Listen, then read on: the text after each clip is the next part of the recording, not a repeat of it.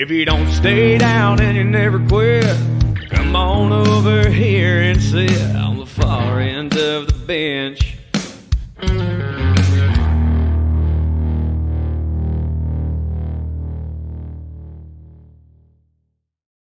Oh, hi there, bench warmers. We're back. I don't know if people expected us not to be back tonight or not. It was basically choose tonight to cry about it, not cry about it, tonight to discuss everything, or tomorrow night instead of spreading it over two. There's a lot of pain. You can probably hear it through your radio sets, your headphones, wherever you're listening to this show. We do appreciate it. We appreciate everybody who's tuned in, all the playoff shows that we've been doing live. Continue to tune in to the regular episodes and everything like that at FEOTB Pod. Subscribe to the YouTube channel if you haven't. Those things have been going really well, so we appreciate it, and continue to tell your friends to check out the show. But yeah, it feels a lot like 2021 all over again. It's different fashion, I guess. It's not 8 straight days in a row where we have a playoff loss to talk about. But 2 playoff losses at home where your team gets eliminated from the postseason in front of your home crowd. And that's definitely going to put a damper on things. As good of a season as it has been, we still have yet to see if Nathan McKinnon is going to actually pull off the Hart Trophy or not. Nikola Jokic does win his 3rd MVP. But it's definitely not going to feel the same right now. No, it's not fun. No, it's not going to feel. It's not going to feel the same for a while. This is this is where sports kind of does mirror life, and this is a personal loss. This is a relationship ending. You have to deal with some very not fun realities for the next little bit of time and move forward. So Nico was part of the crowd tonight. I'll probably let him get a lot of the talking out because I know this is going to probably be therapeutic, but. Game 7 loss. Playoffs are over. What are we feeling? Oh, well, the shit sucks. It absolutely sucks. Having a 20-point lead in Game 7 and you still lose. Obviously, that's just brutal. But I can't sit here and say we were the better team. We were not. We were not the better team. It's no ifs, ands, or buts about that. Minnesota is a damn good basketball club. I think they're the best team. I think they're better than Boston. They're way better than Indiana, and I think Dallas may give them a game, but I think Minnesota can run through them very easily. I think it's the best team left. Like I said, I firmly believe that the winner of tonight's game is going to win the finals, and I still think what Minnesota showed me the series, and they were tested. They got knocked down, and that's one thing you have to do in a playoff run is get knocked down and get back up, and Minnesota did that better than anybody. And on the flip side, this team wasn't good enough for the Nuggets. It was not good enough. Players like Michael Porter Jr. fell asleep in the second half. Your bench, very piss poor. Very, very, very piss poor. You're trying to have players not named Nikola Jokic and Jamal Murray scored a combined, I believe, 15 points tonight. So that's all you need to know from the rest of the group. It's like I said, it's very, very disappointing, especially losing at home twice. What's up there? Bringing in a friendly face because we need it. Yeah, losing 2 in a row at home, it's brutal. It's not fun for anybody, especially the fashion that both happened. Darren here from the Fat Boy Fadeaway Sports Podcast. We appreciate you jumping on. We talked about it a little bit when we were just on with Talking the Gridiron, and it looked for a while that we were going to have a fun show to talk about. We do appreciate you jumping in. First off, how do you deal with playoff loss? Because you have a lot of experience with that, right? I'm sorry, I'm lashing out because I'm hurt. Hurt people. Okay, Darren? I don't know what to tell you. You're the one who decided to join in on the link knowing what happened tonight. Thank you very much for doing so. Yeah. No, I hear you guys. Like, is anything get worse than 2016? I mean, my goodness. I mean, so like, if I've been through a bad loss, that's a Game 7 loss to remember. And remember, I know you guys aren't baseball fans, but I am an Oakland A's fan. There are some tough ones along the way there at the beginning. So I've been through the ringer with those as well. I just found it like, I just thought you guys had it right there. It was just kind of interesting how you guys have been so solid in those, like after those first 2 games and like really finishing off Minnesota when they were kind of down. And Nico, I keep referring to this. I think you came. I mean, I think I jumped on your guys' show a couple right before the playoffs started, and I think you said, and it stuck with me because I know you watch every game. You said Minnesota was the team that matched up against you guys. It was the team you feared the most, And I think I was kind of shocked by it, but it did play out the way I just remember you making that comment, and all those things kind of came true that you were pretty much worried about back then. Came true tonight in this game in those final 12 minutes. You guys couldn't score. It was like ridiculous. When the going got tough tonight, and when we had the 20-point lead at one point, got down to 12, got down to 9, got down to 7. The team started hucking up threes. And the thing that killed us the beginning of game 6 to go back that far was when shots weren't falling. You need to stop hucking up threes. If Michael Porter Jr. and Jamal Murray, if you don't want to keep hitting threes, great. Get to the foul line, drive to the lane, draw some fouls, do some other things to try to stop this momentum because it's a very, very strong momentum. And like I said, in Minnesota, when Rudy Gobert's hitting fucking fadeaway jumpers in your face, I have no fucking words. I literally said, "Yep, that was the nail in the coffin." I saw Rudy Gobert enter the shot clock, step back over Jokic, and I was like, "Yep." And there was 5 minutes left. There's 5 minutes left in the game. And I looked at it, I was like, yep, that's not I remember that one. That one was not Nico, I watched every minute of this basketball game, just so you're aware. I have never seen it before in my life, and I don't think Rudy Gobert could do that again if he tried. So at that point, I was like, yep, that's going to be end all be all. And like I said, there's 2 guys that showed up tonight. There's 2 guys that showed up tonight, and the rest of the team just fell apart. The bench, you got 0 production. This team is not nearly as close depth-wise as Minnesota with Naz Reid, obviously Nickeil Alexander-Walker. But the matchup that I was talking about so much in the pregame show before we talked about, or when we talked about this game earlier today, was the matchup between Jaden McDaniels and Michael Porter Jr. Michael Porter Jr. won that battle in the first half. He won that battle in the first half. He had 7 rebounds already, 13 points, and he was balling. I was like, oh my God, Mike's playing defense, grabbing rebounds. He's everywhere. And then at halftime, and look, where I'm sitting, I can see the bench. I can see the bench perfectly. I can see who's talking, where's where. I saw at halftime Michael Porter Jr. hanging his head down 13 points at halftime, or up 13, up 13 was at halftime. I was like, what the fuck are we doing?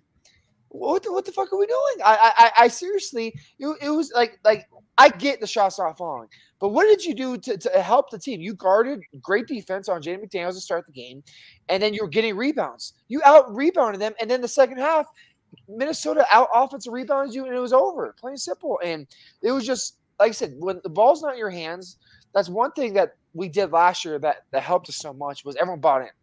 I saw a bunch of guys not buying in.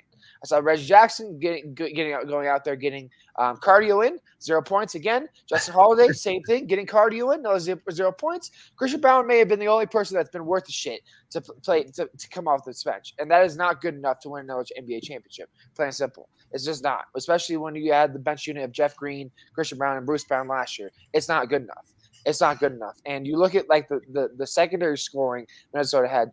Anthony Edwards had 4 points in the fucking half. He had 4 points a half. He had 4 points a half.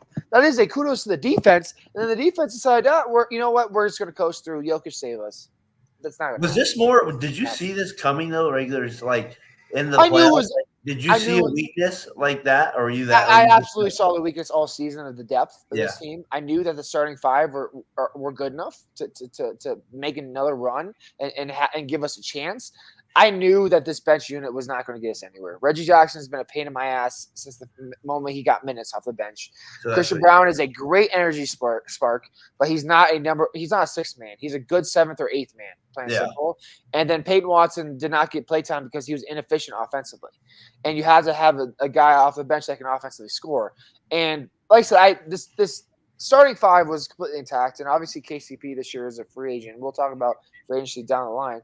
But when you have the same starting 5 playing back, and you got to think, well, it's who else can show up.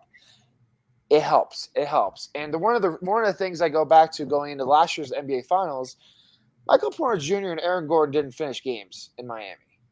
It was Bruce Brown and Jeff Green. It was Bruce Brown and Jeff Green at times because you could trust them. There was 0 trust in Reggie Jackson and Justin Holiday and Peyton Watson or anybody come out. There was 0 trust at all. And you had to run Jokic 46 minutes tonight to try to get you to try to. Was he tired? Kevin Harlan didn't bring that up 18 million times on the broadcast that he's only sat for 1 minute of the game, and it was back in the first half. Yeah, I'm sure. I don't know. It was a long, grueling series. He didn't play at all the fourth quarter of Game 6, and like I said, he was doing Jokic things the first half. But it came down to where's the secondary individual going to come from, or third, not the secondary, the third individual.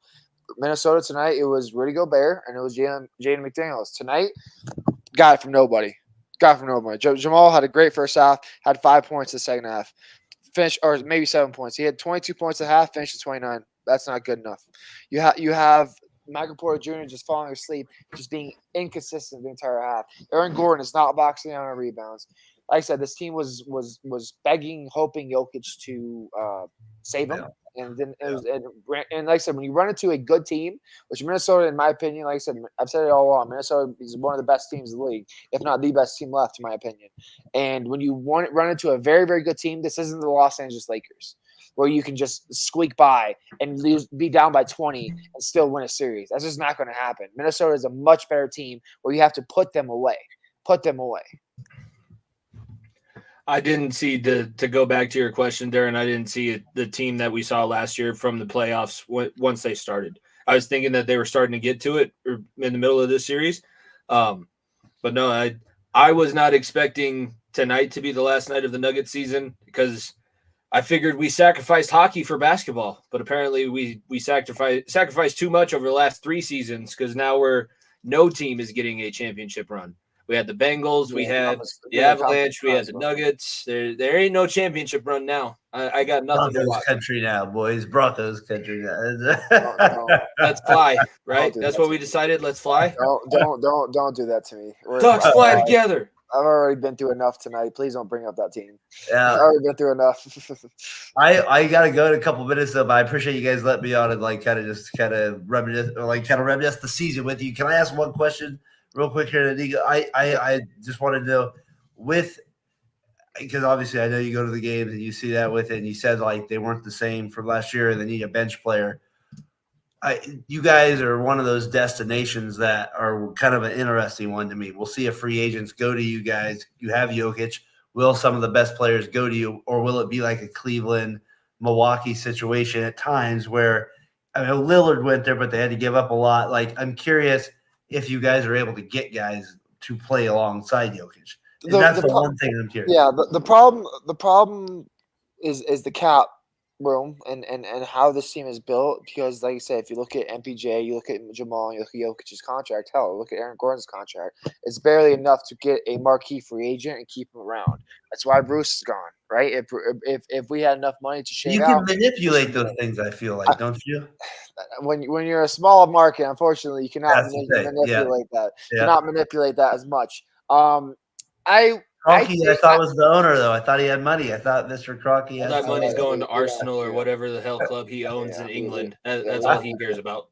I will say that I think this is definitely a hot spot. If you're a veteran and you're trying to get a championship, or if you're trying to get a run at it, I definitely think this is an opportunity.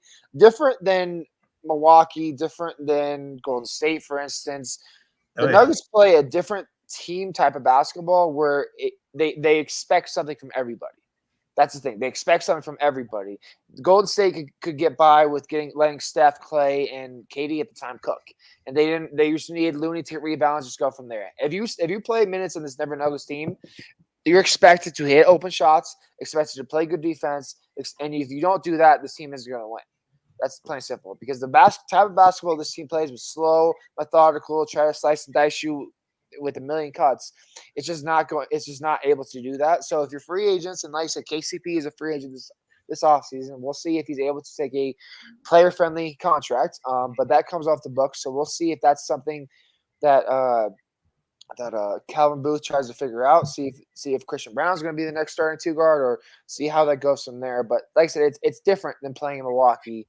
So you think you'll get some guys? I was thinking Clay would go there. How about Clay? I thought maybe Clay. We don't, unless Clay wants to take a discount. That's not going to happen. I've always said, like, a guy like Caruso, I think would be very, very interesting. Maybe bring Bruce Brown would be back. A great training for I think there's some role players out there on some bad teams that like I said, you find your Aaron Gordon in the rough, right? You find your Aaron Gordon in the rough, guy that is rotting away on a shitty franchise, and then you bring him here and just bring him into the mentality of being a different ugly mentality of Jokic and Jamal, and they can turn into stars. aka Bruce Brown, getting Yeah. paid, right? Like you just have to find those diamonds in the rough. And like I said, with the cap space where it's at, that's where we're at. It's not necessarily the guys that don't want to play here, because every person that's played here the last 4 or 5 years, look at Monte, look at Will Barton, like look at Facu, like they all loved playing here, and they were all something here.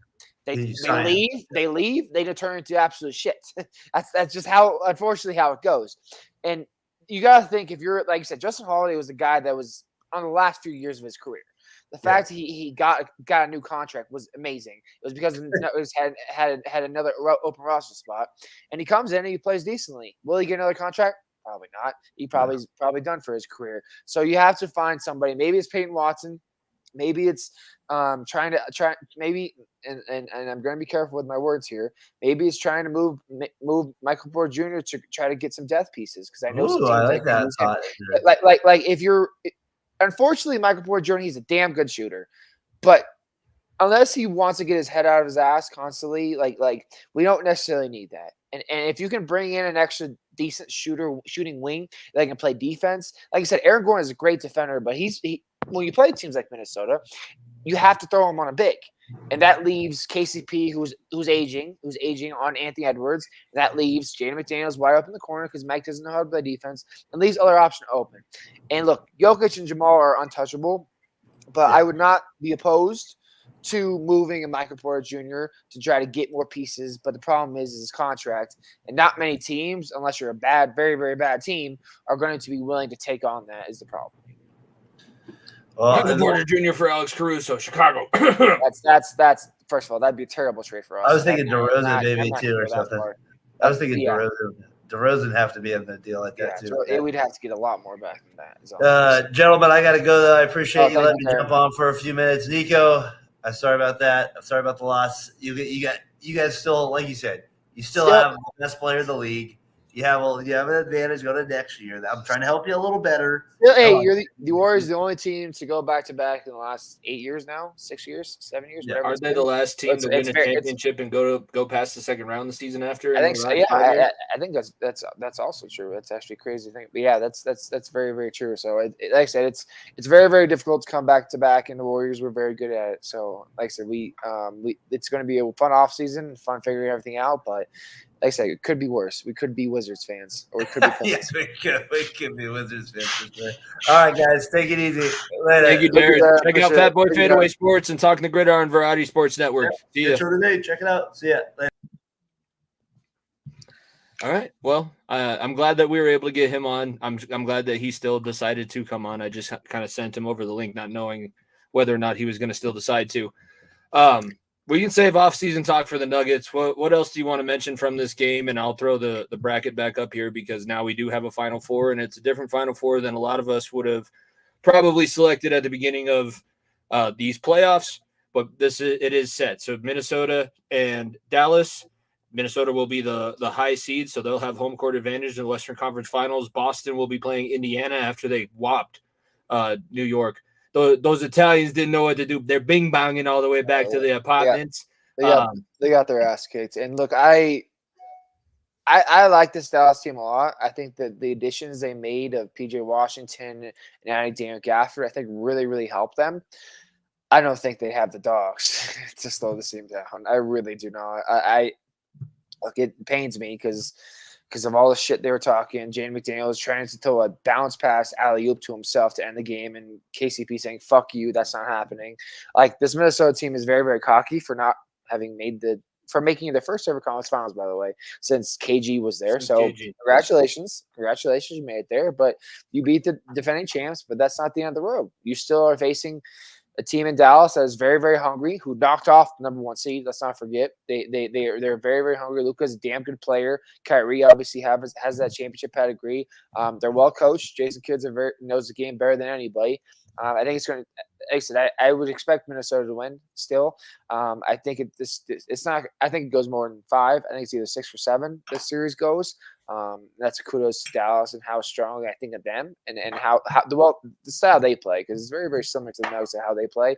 But Minnesota is fast paced, can guard you, have enough guys defensively to slow down Dallas, right? You can throw Mike Conley / Anthony Edwards at Kyrie, and you can throw Jaden McDaniels / Nikhil Alexander-Walker to Luka and go from there. And I think that they match up well.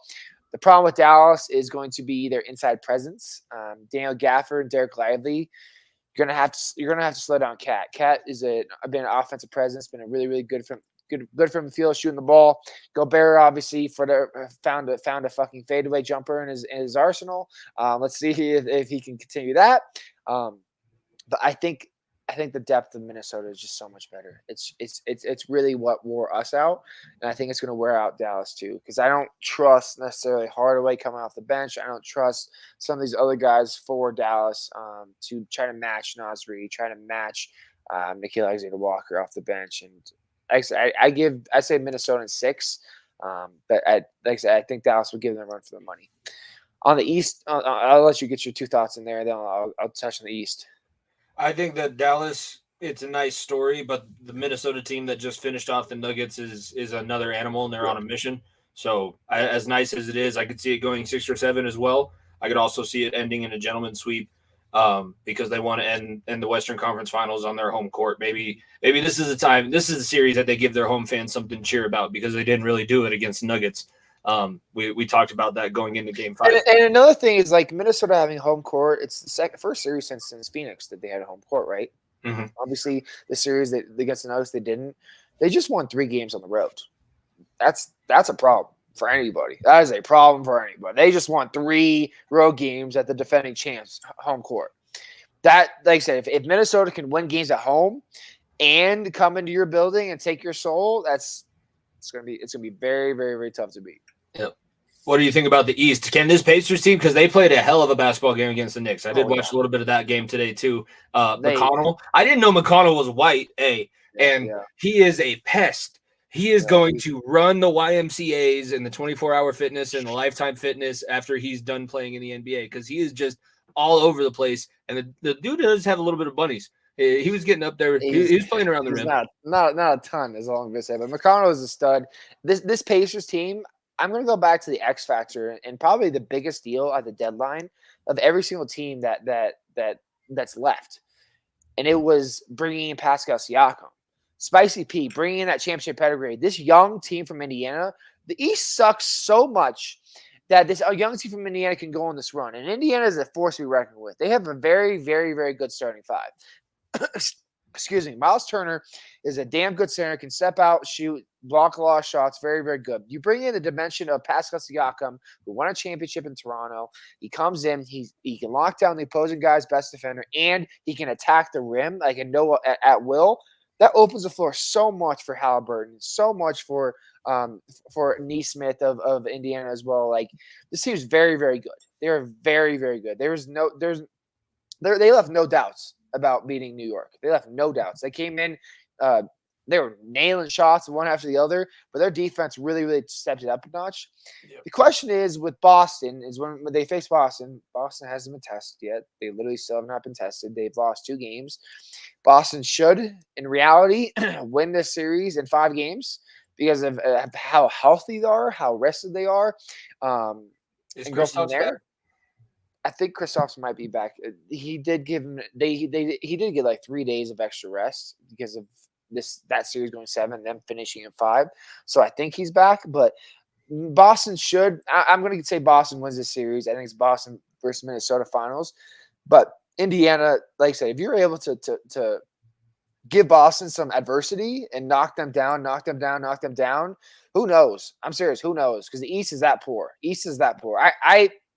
I'm going to be honest with you. I think Minnesota or Dallas beats Boston in the finals because of, like I said, you have to be tested. The Nuggets last year were tested against Phoenix. They were tested in the finals, losing game 2 at home. Minnesota tested, very, very tested now. They obviously cooked the Suns, and they go to a long, tough, grueling 7-game series against the defending champs.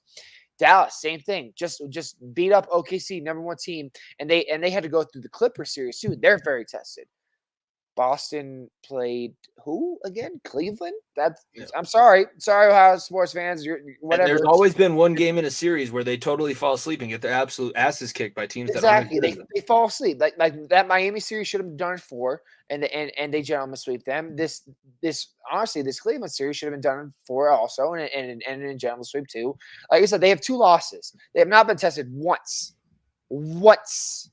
And if I'm a Celtics fan, I'm very, very worried about going to a finals. You don't you don't want to lose games. You obviously want to win as many games as possible as soon as you can. You almost want to get tested against Indiana so that you can see what this team is made of. Because I see a team that's just coasting. Because when you play the Timberwolves or you play the Mavericks in the finals, those teams will fucking been through war to get to you. Been through war and been through the best of the best. And unfortunately, Boston has faced an 8 seed, a 4 seed, now a 6 seed to get to the finals. So we'll see if they're able to figure it out and able to just continue dominating bad teams, which they have been thus far. And Indiana is no bad team. Don't get me wrong, but the level of play between Indiana and New York series versus this Denver series and against Minnesota or against that OKC versus Dallas series, the level of play between those 3 quarterfinal games is so night and day. And obviously, everyone hypes up the Knicks and whatever the Knicks cool this, Knicks that, whatever. Indiana and Boston are not tested at all in the slightest. Dallas and Minnesota are ready for anything. They're ready to get their ass kicked at home twice, come back, lose 3 in a row, end up winning the series still, winning 2 in a row. Dallas is willing to go on the road to OKC into a hostile environment, win that series, play against the Clippers, which had Harden, an MVP on their team, and Harden had a Finals MVP in Kawhi Leonard on the team. Paul George, a great player as well, and get through that. Both these 2 teams in the West are going to walk into this finals like this is the intensity of the finals. This is the intensity. It's going to be very, very similar to how the Nuggets were last year. They walked into the finals like, oh, we can coast through. They obviously got punked game 2, but when they walked into game 3 and game 4, they're like, oh, we could play a intensity level that the East has nothing to even hold a jockstrap to, right? Not even a jockstrap to. And that's why I have so much confidence in. Like I said, I thought the winner of tonight's game is going to win the finals. I still think that Minnesota is good enough to win the finals. I really, really do. Obviously, I don't want them to win because of all the bullshit they talked about. But I think that they're good enough to beat. And I think Dallas is honestly very, very good enough to beat either of those teams in the East. And hell, if it's the Pacers on the other side and they shock the world, it's going to be Minnesota in fucking 4. It's going to be Dallas in 5. I just being completely honest with you. I would not be surprised if it's that quick. If it's the Pacers, the Celtics might be able to push the series to 6 or 7, but they'll still lose. I am very, very confident in saying that. Speaking of Dallas, they are now the only team with both their basketball and hockey teams still going on. We're going to switch over to the hockey side. We have not addressed. I mean, we addressed it. We've said that they lost, and I put out a tweet that's very blunt and to the point. And I feel bad if Brandon took it a certain way, but it was literally like, why are we complaining about the goal that got taken away in the first overtime when Dallas still came back and scored in the second overtime? Who gives a shit? They won. They scored. It's gone. I go back to that major league scene where the guy hits a bomb and the guy sitting in the stands when it's just the 3 of them. Oh, it's too high. And they're sitting afterwards like, too high. It's too high. Like the angle. Who gives a shit? It's gone. Like it's done. It's over with. Good. Congratulations, Dallas. 6 games, absolutely dominated a majority of those. I feel like you can't take anything away from what they did. They took advantage of every single break that the Avalanche gave them on and off the ice. Absolutely. Like that game 4 could have looked a lot differently. The game that they had no Valeri Nichushkin. And no Taves as well.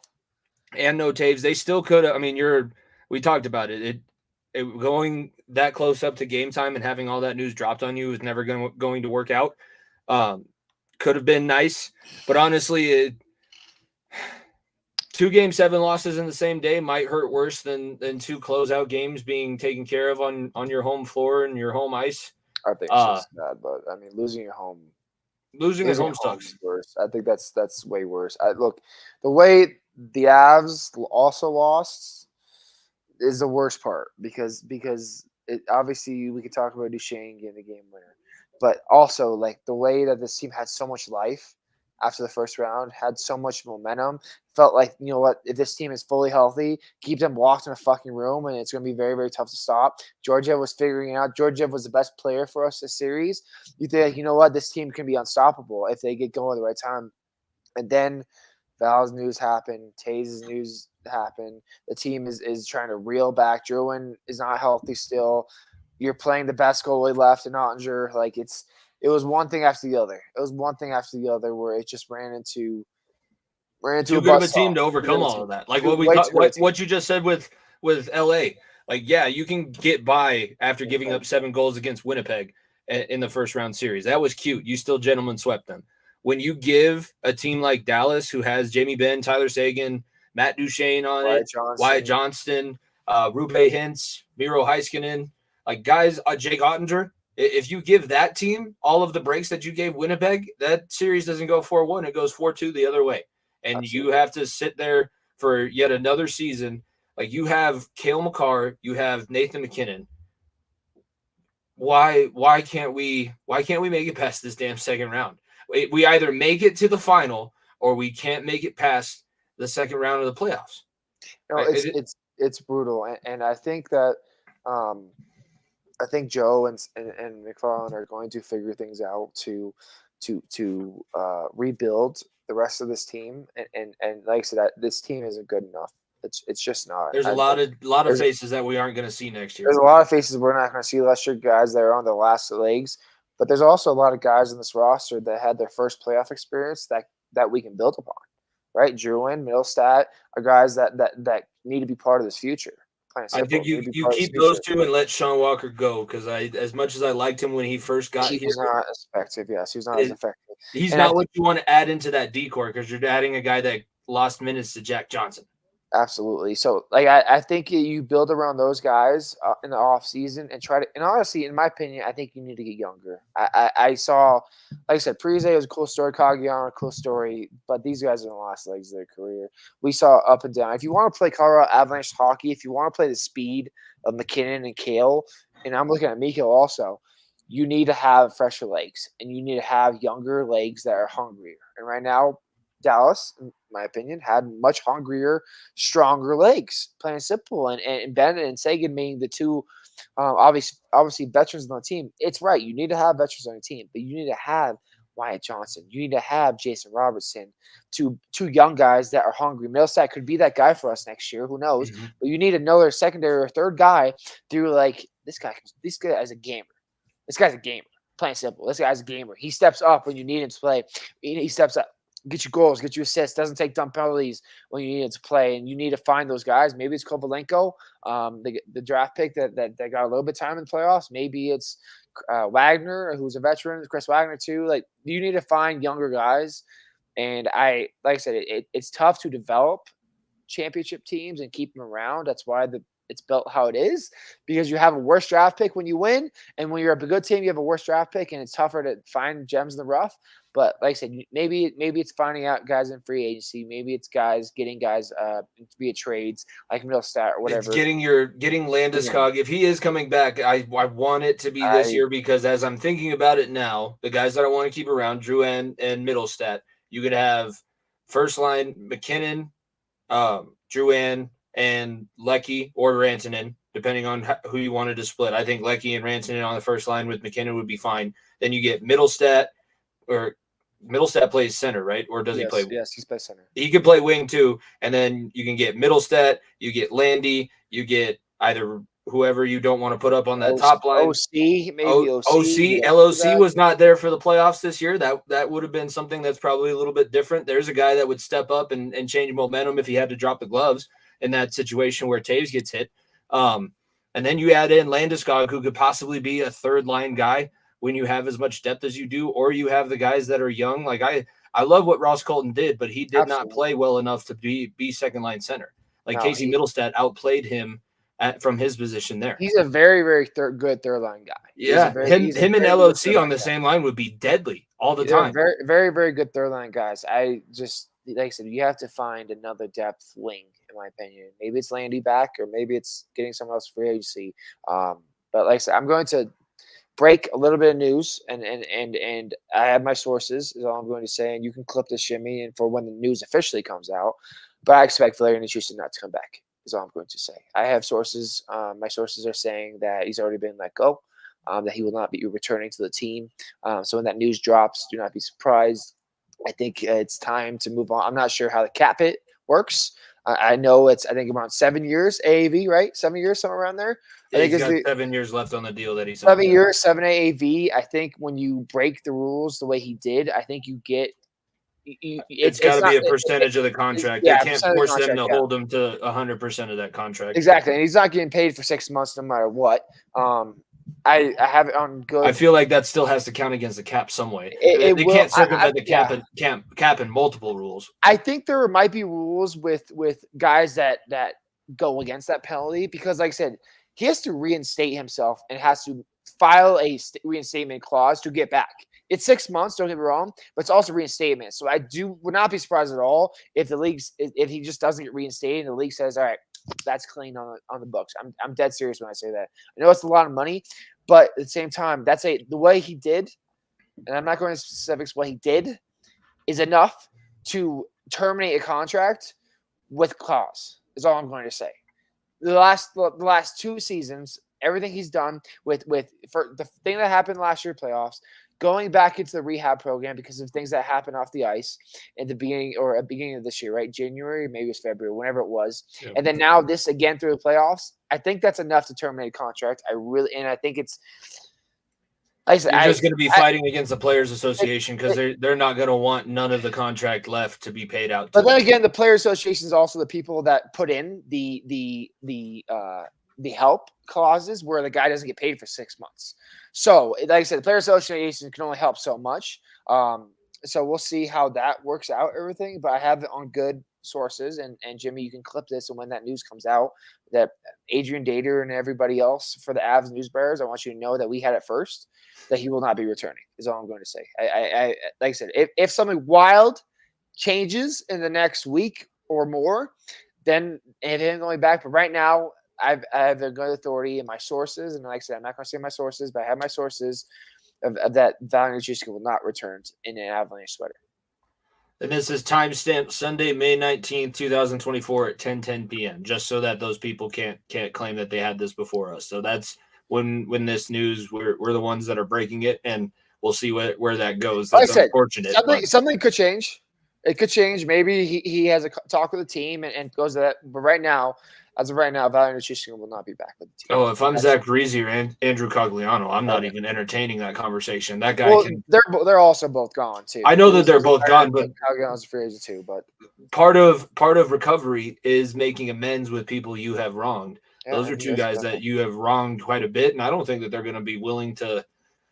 I mean, they might be understanding of your situation, but they're not going to be willing to just let this go because this was their last chance to do what they want. Cogliano is one of the lucky few.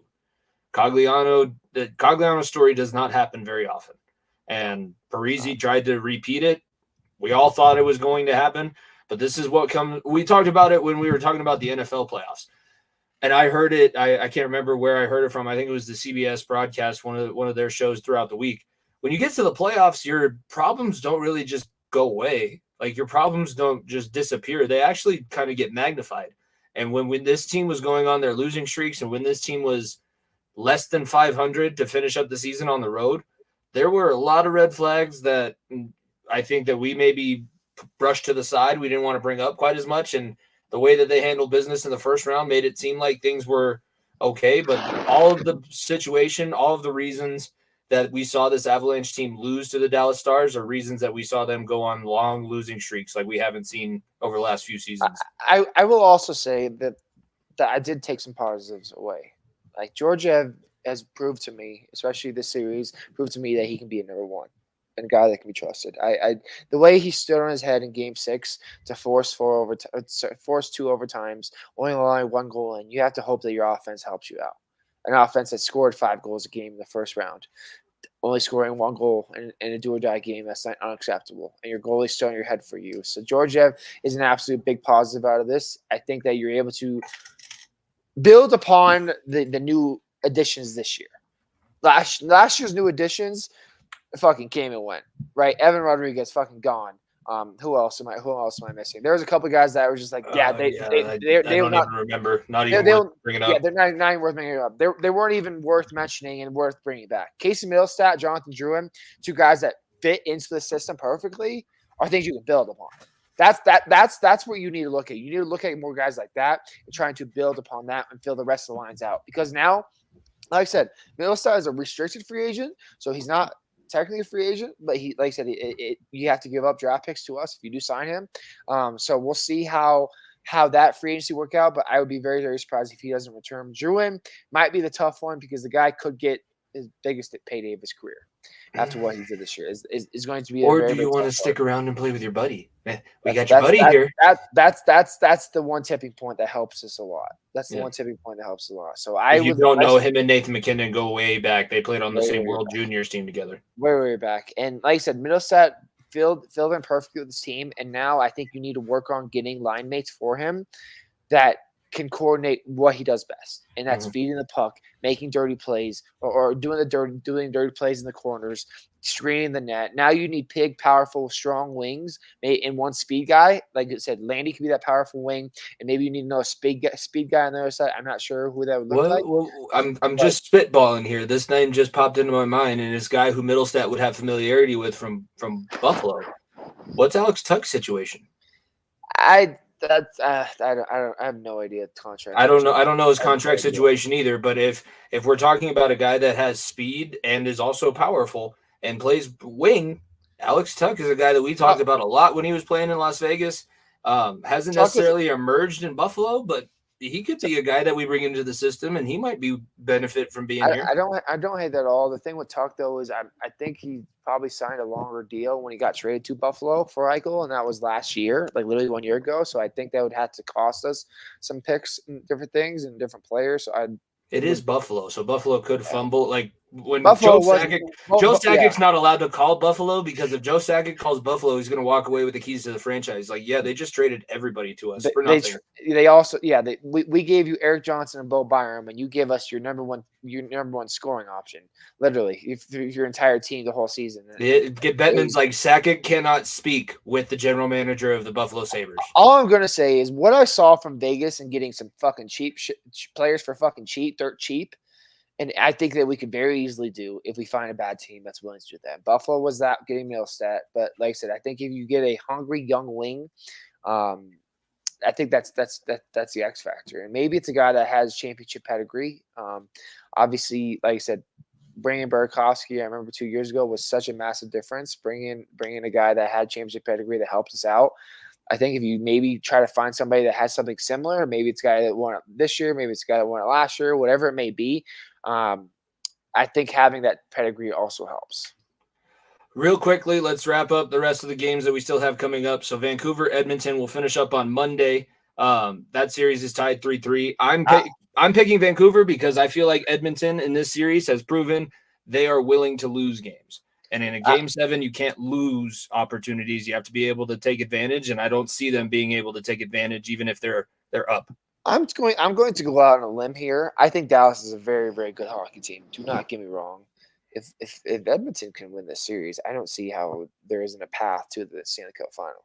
I think that they match up decently with Dallas in terms of speed and strength-wise. The goaltending will be the problem.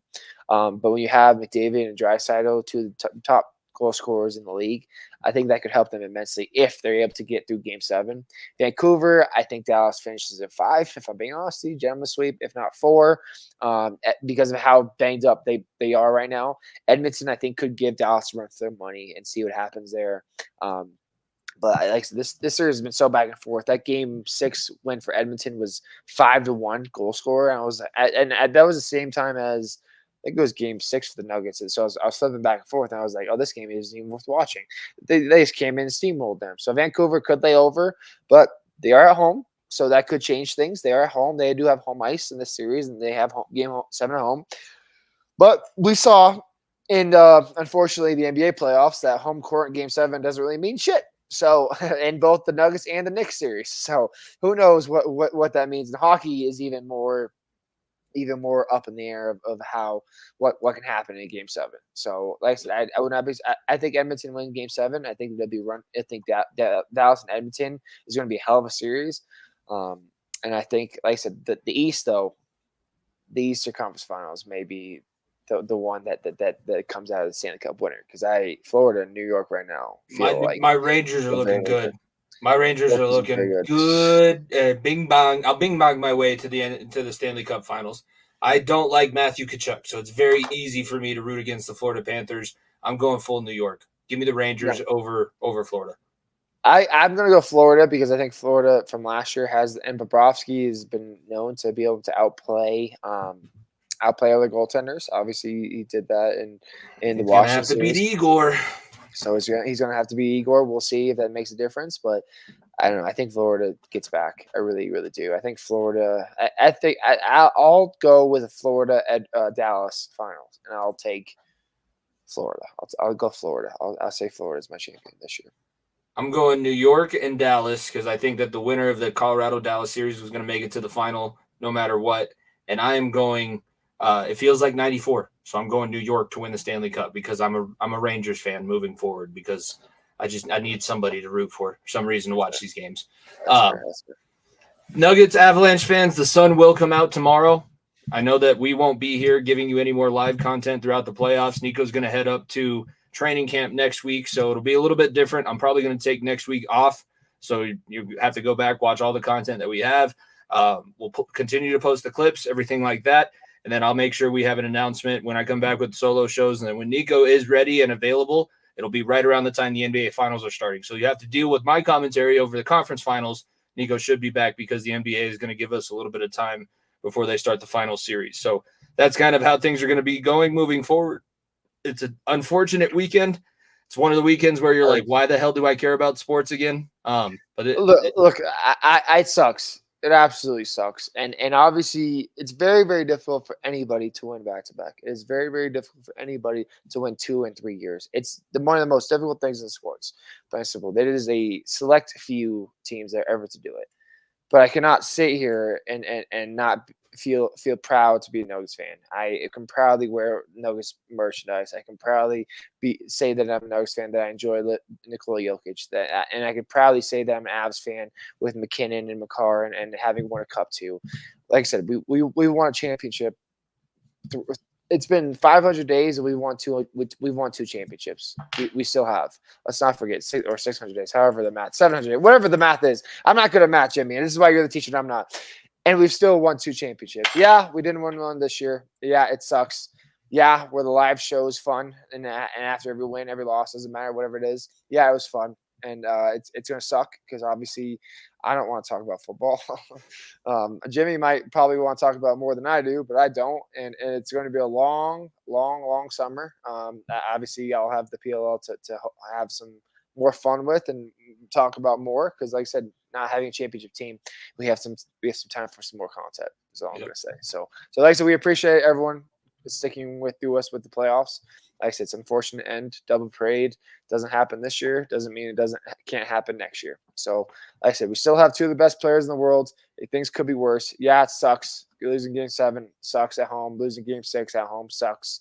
But you know what? I cannot be more proud of the way these teams have fought and, like I said, put on for our city. And they absolutely have done both. They both represent Denver very well. I'm proud of being a Nuggets and an Avalanche fan and moving forward, even though I just said that I'm a Rangers fan. Those are my teams. For myself, Jimmy Pilato, my co-host Nico Bryant, be sure to follow at FEOTV Pod. Continue to subscribe to the YouTube channel.